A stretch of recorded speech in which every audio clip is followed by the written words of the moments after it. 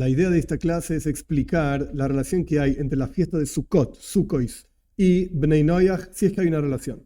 Y como ya expliqué en otras circunstancias, vamos a hacer esto en tres perspectivas. Perspectiva número uno, la historia, como aparece en la Toira, de la fiesta de Sukkot. Perspectiva número dos, que a su vez la vamos a dividir en dos lugares, en dos asuntos. Observancia de la fiesta de Sukkot, cómo era en la época del templo y cómo es hoy en día, y si esto tiene algo que ver con Bnei Noach o no. Y punto número 3, un mensaje básico y simple de la fiesta de Sukkot, y de vuelta, si esto tiene que ver con Bnei Noach o no. Parshas Emoir, en el tercer libro de la Toira dice que tenemos que festejar durante 7 días la fiesta de Sukkot.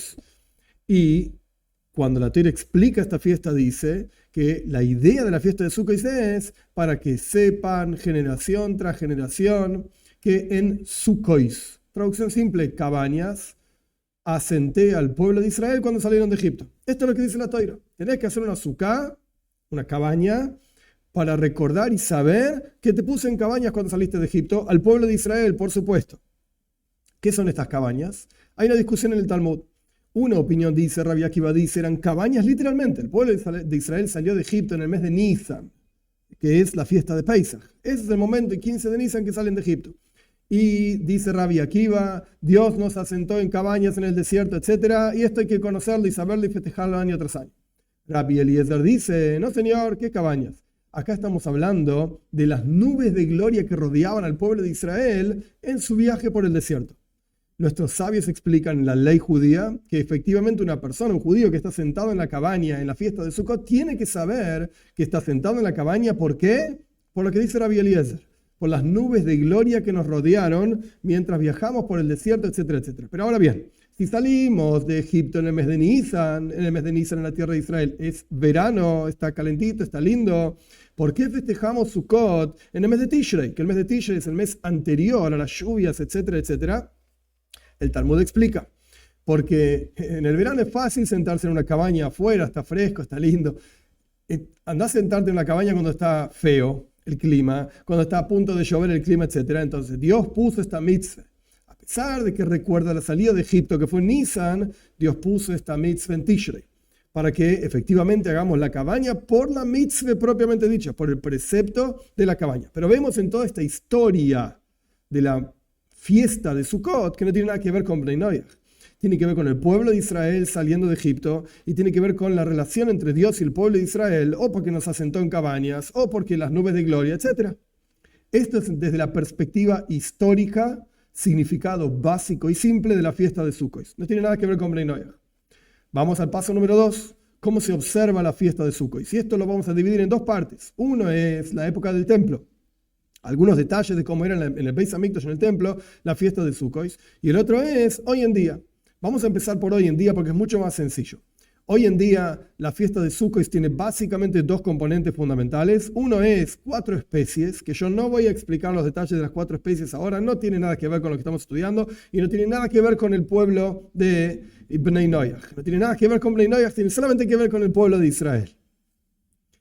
¿Por qué? Porque la Torá dice claramente, es una mitzvah, vas a tomar esta especie, la otra especie, etc. Te vas a alegrar frente a Dios. No tiene nada que ver con Bnei Noach. Y como ya expliqué muchas veces, incluso de acuerdo a la opinión del Rambam, Maimónides, que dice claramente en las leyes de Reyes, si un Ben Noach, Bas Noach, hombre mujer, quiere cumplir uno de los preceptos de la Torá como corresponde, lo puede hacer, pero aún así, espiritualmente hablando, no genera nada, no baja ninguna energía, no gana nada, etc. Esto está clarísimo en las enseñanzas de nuestros sabios. No se encandilen los ojos con los grandes mekubalim y cabalistas del todo internet que te dicen que vas a generar en dinero y que lo siento mucho, no funciona. Esta es la realidad. Paso número 2, la sukkah, la cabaña, en donde el pueblo de Israel armamos una sukkah con un montón de leyes de qué es una sukkah, cómo es una sukkah, etcétera, etcétera. Esto tampoco es un precepto para Bnei Noach, no tiene nada que ver con Bnei Noach. Pueden comer fuera de la sukkah, no necesitan una sukkah, etcétera, etcétera. De hecho, entre paréntesis, hay una prohibición para judíos invitar a no judíos a la sukkah. En Sukkot, en la fiesta específica, en el Yom Tov, en la festividad de Sukkot, no está bien. Podemos discutir fuera de la fiesta propiamente dicho, los días festivos, el primer y segundo día de Sukkot, y los últimos días ni que hablar, no tiene nada que ver con Bnei Noach, tiene solamente que ver con el pueblo de Israel. es una prohibición para los judíos. Podemos discutir si después de Yom Tov pueden invitar o no. Eso se puede discutir. Pero bueno, sea como fuere, volvemos. Esta es la forma en que se observa hoy en día Sukkot. No tiene nada que ver con Bnei Noach. No tiene que construir Sukkah, no están obligados a construir Sukkah. Y si la querés hacer, anda a preguntarle al rabino cómo se construye la Sukkah para hacerla como corresponde. Pero no por eso proyectan energía, etcétera, como ya expliqué.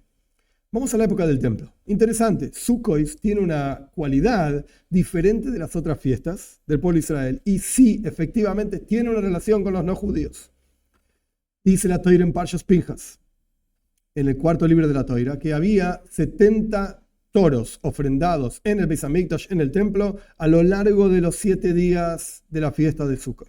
Esto es lo que dice la Toira, 70 toros. El Talmud explica qué son estos 70 toros. Justamente Rabbi Eliezer dice que cada uno de estos toros representa una nación del mundo. Antiguamente había 70 naciones claramente identificadas. Esto está al final de Parshas Noach. ¿Cuáles son las 70 naciones, etcétera? Hoy en día está todo mezclado. Pero antiguamente había 70 naciones específicas. Y en el Beis Hamikdash, en el templo, el pueblo de Israel ofrendaba en el templo una ofrenda a lo largo de la fiesta de Sukkot para cada una de las naciones del mundo. ¿Por qué? El Talmud explica, en Sukkot somos juzgados por el agua. O sea, el dinero que tendremos durante ese año. Y esto es algo que llueve en todo el mundo. Entonces, para que llueva efectivamente en todo el mundo y no solamente en la tierra de Israel, entonces ofrendábamos una ofrenda.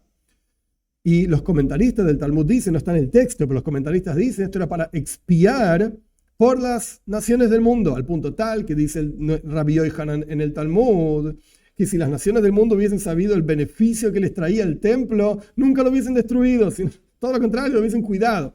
No saben lo que perdieron, porque a través de estas ofrendas que el pueblo de Israel hacía en el templo, en aras de, para beneficio de las naciones del mundo, a través de esto llovía en todo el mundo, a través de esto tenía sustento todo el mundo, literalmente, el mundo entero, incluidos los Bnei Noach, no solamente para judíos.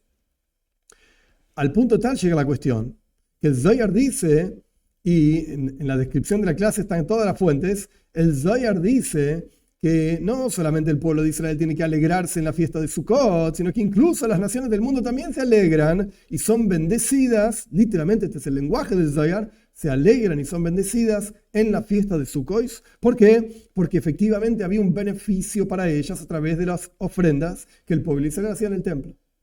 Hoy en día tenemos el templo, lamentablemente no, que se reconstruya rápido en nuestros días. Hoy en día ofrendamos estas ofrendas, lamentablemente no las tenemos, que se reconstruya rápido en nuestros días y las podamos ver y ofrendar, etcétera, etcétera. Entonces, a pesar de que está esta idea de que el pueblo de Israel hacía algo en beneficio de las naciones del mundo, es verdad, correcto, pero hoy en día no existe esto. Y no por eso una persona que no es judía tenga que sentarse en una sukkah. No tiene nada que ver, en una cabaña. Por eso yo quería separar la observancia como era en la época del templo, la observancia como es hoy en día. Hoy en día no se aplica a Bnei Noach las cuestiones de la observancia de la fiesta de Sukkot.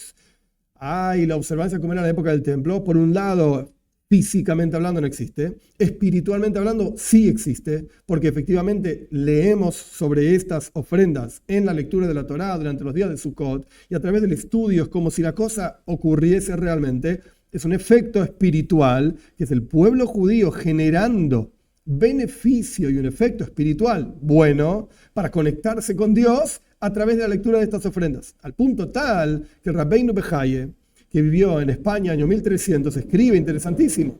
¿Por qué eran estas 70 ofrendas justamente? ¿Y por qué solamente cuando uno lee el texto en Parshas Pinhas sobre estas ofrendas, solamente en el primer día de los 7 días de Sukkot dice que eran ofrendas para Dios? ¿Qué quiere decir? ¿Que los otros días no eran ofrendas para Dios? Dios libre y guarde de decir una cosa así. Siempre las ofrendas eran para Dios. ¿Pero por qué está escrito en el primer día? Para saber que en realidad el objetivo con el cual el pueblo de Israel ofrendaba estas ofrendas en aras de las naciones del mundo era para que cada nación del mundo reconozca que la fuente de vitalidad, la fuente de sustento, de alegría, de vida, etcétera, etcétera, proviene de Dios. Que reconozcan al ángel, por así decir, que gobernaba sobre esa nación de la antigüedad, las 70 naciones que hoy en día no conocemos cuáles son, y a través de reconocer ese ángel reconocía a otro por encima, por encima, hasta llegar a la fuente misma, al Dios único. Por eso en el primer día, el 1, ahí está mencionado el nombre de Dios sobre las ofrendas para las naciones en Sukkot. Poniendo todo esto en un paquetito, por así decir, para que se entienda. ¿Sukkot tiene relación con los Bnei Noach? En términos históricos, no. En términos de observancia concreta, práctica hoy en día, no. En términos de energía, por así decir, que el pueblo de Israel logra para el beneficio de las naciones del mundo, sí. En términos de la alegría que no judíos podrían tener en la fiesta de Sukkot en su relación con Dios, sí, hay una relación que tendrían que estar alegres en la fiesta de Sukkot, como está escrito, está hablando del pueblo de Israel, te alegrarás en tus fiestas, pero se aplica también a Bnei Noach, como dice Zohar claramente, literalmente. Pero esto no quiere decir que tienen que hacer algo en particular como parte de la religión, etc. No, porque hacer algo en particular diciendo que esto es el mandato divino de alegrarse en la fiesta de Sukkot, esto es agregar algo nuevo, es inventar una religión y no existe. Por último, al respecto de los mensajes de la fiesta de Sukkot, un mensaje básico, sencillo de la fiesta de Sukkot, y esto se aplica a todos los seres humanos sin excepción, el mensaje, la idea es la protección divina. Dios es el que nos protege en todas las situaciones en las que nos encontramos, tanto cuando sentimos la seguridad, entre comillas, digo yo, de nuestra casa, estamos bien, estamos protegidos, etc., como cuando salimos de nuestra casa y vivimos en una cabaña, por así decir, es decir, estamos a la intemperie o estamos a la buena de Dios, como quien dice. Incluso en esas situaciones Dios nos protege, nos aprecia, nos quiere, nos cuida, etcétera, etcétera, así como cuidó al pueblo de Israel en la salida de Egipto con las nubes de gloria, que tenían todo un trabajo, por así decir, de bajar las montañas, subir los valles, matar los animales salvajes. Esta protección divina se aplica sobre todos los seres humanos y es un mensaje de la fiesta de Sukkot. Otra idea de la fiesta de Sukkot como mensaje también es la unión entre las personas. Ok, podemos pensar en la unión, etc. Los mensajes se aplican, hay que ver cada detalle, etc. Pero en general se aplican también a Bnei Noach, pero no la observancia concreta de las fiestas de Sukkot. Como dijimos antes, te alegrarás en tu fiesta. De vuelta, el Zohar dice claramente, hay que alegrarse en la fiesta de Sukkot. Somos todos los seres humanos juzgados por el agua, por así decirlo, así es el Talmud, que esto lo que genera es sustento y que todos los seres humanos tengamos ese sustento como lo merecemos. Incluso si no lo merecemos, que también lo tengamos y podamos realmente alegrarnos en la alegría eterna de la venida de Moshiach pronto en nuestros días.